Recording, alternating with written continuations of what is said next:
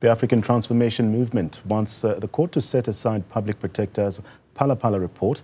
The party claims that Advocate Kholeka Kholeka whitewashed the probe into President Cyril Ramaphosa's couch dollars and that she was lining herself up for her predecessor's post. For more on this, I'm joined by the party's spokesperson, Zama Ntshona. Zama, a pleasure to have you on the program this afternoon. Firstly, can you explain the main reasons behind the ATM's decision to petition the court to set aside the Public Protector's report?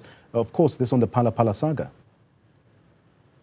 Thank you so much. Well, as the African Transformation Movement, but remember that we were the ones who raised the charges or took the charges that led to the establishment of the Section 89 Impeachment Committee.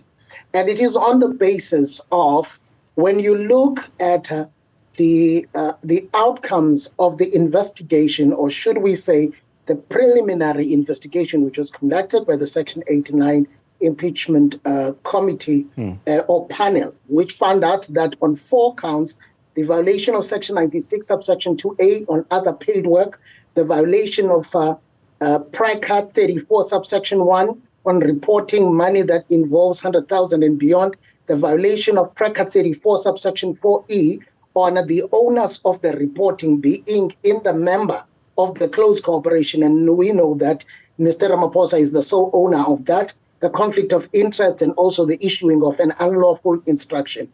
When you look at those and the what you may term the confessions of the president, there is no way that the public protector could have arrived at a conclusion different than the conclusion which was given to us by the Section 89 Impeachment Committee. But what specific aspects of the Public Protector Kholeka Kholeka's report does the ATM find to be irrational and flawed as well? Thank you so much. Let's take Section 96, subsection 2A.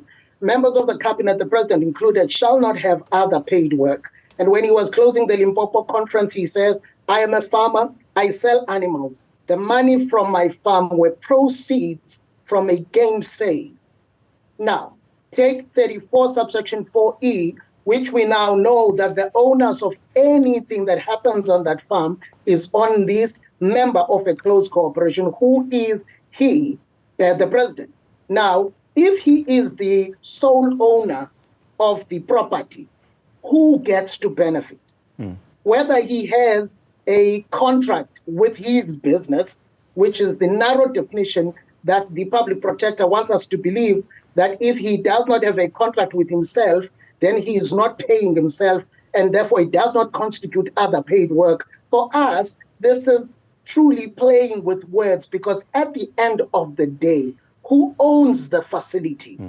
Who would have decided to pay himself? So if we are only going to judge the issue of other paid work on the basis of the president signing a contract with himself, then we think that we have missed the mark. So that is point number 1. The president is the primary beneficiary of that farm. And therefore, when you say other paid work, whether you take it per cattle or you take it over a fortnight or a month or a year, at the end of the day, when proceeds are there from the game sale, he is the beneficiary, and that is, according to us, constitutes other paid work. When you go to Section 34, subsection 4E of the PRICA Act, having established that the necessity to report is something that we know that must be done, hence there was the roping in of General Rode. But now go to subsection 4E, where it says, the onus is on the member of the close corporation. So if you send General Rode, your manager, some police, and they didn't, they are not the principal member. The onus is on you when they fail to execute for you to be accountable. So if you're not going to find the president, even in that incident, as an individual who has actually violated the Executive Members Ethics Act, you must tell us what kind of interpretation have you, were you using, and how you have actually arrived where you are. The last one maybe would be the issue of conflict of interest. Do you want to tell us that as the president of the country at that time, when he was telling General Rode to go and investigate a private matter, He was not conflicted. Who was he when he was saying to a government employee, he must go and actually investigate a private matter? Was he the statesman or the businessman? This is where we say there is truly prima facie evidence that suggests that the president was truly conflicted when he issued. Why didn't he go to the SAPS? Why did he want this actually investigated quietly? So this is where now you see that there is prima facie evidence that the president was conflicted when he actually said there must be a private investigation. Just to take 3 of the 4, but these are the issues that we say the public protector should have been wiser and actually done the right thing and found President Ramaphosa guilty of the violations of the Executive Members Ethics Act. No, thanks for that background. But to maybe explore another element that we touched on in the intro, how does the ATM then perceive a conflict of interest, if you will, in Gcaleka's investigation, particularly regarding her aspirations for the public protector position?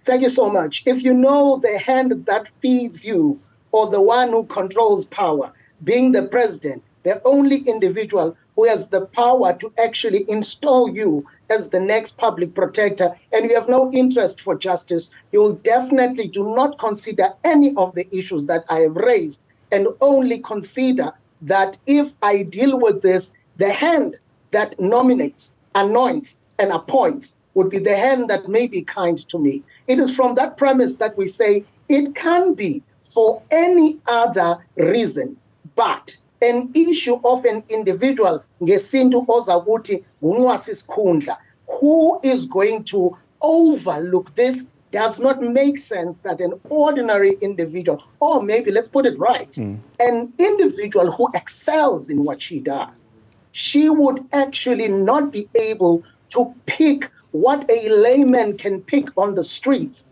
only but if this individual is intentional about not seeing these glaring mistakes and admissions of the president.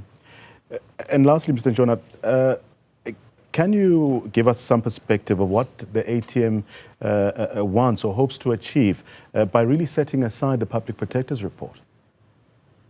Thank you so much.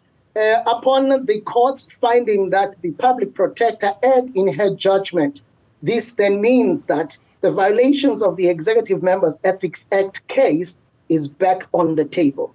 And you would remember that Section 96 says that the Office of the Public Protector is empowered to actually to investigate such violations. And then the Public Protector would then be instructed to actually do the right thing, because that which she has presented to South Africans and that which will be now re-evaluated in the courts of the land would have been found wanting. And therefore, she would have to go back and do a right job. And in doing so, we are hoping that she can come with the right remedial actions apportioned to the crime that the president has committed, so that we can commence with the next step. And that step would be dependent upon the Parliament of South Africa to determine that the president is still worthy to be the president of the country. But for us, we would say that the president has been found wanting, and therefore the president, because of violating the Executive Members Ethics Act,